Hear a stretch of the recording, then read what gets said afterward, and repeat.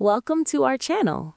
Today, we'll guide you through the simple steps to activate your PlayStation gift card so you can start using it immediately. Step 1. Gather your gift card.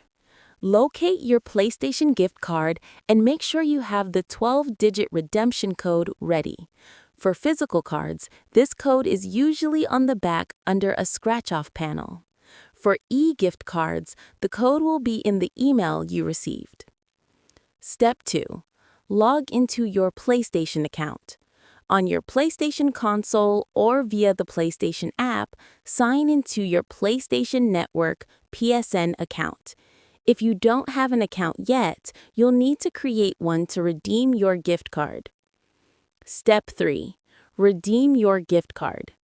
On your console, go to the PlayStation Store, scroll down to Redeem Codes, and enter the 12-digit code. On the PlayStation app or website, navigate to your Account menu and select Redeem Codes. Follow the on-screen instructions to complete the process. Step 4. Confirmation. Once your gift card is successfully redeemed, you will see the updated wallet balance in your PSN account. Your PlayStation gift card is now ready to use for games, subscriptions, and other digital content. Step 5. Start shopping.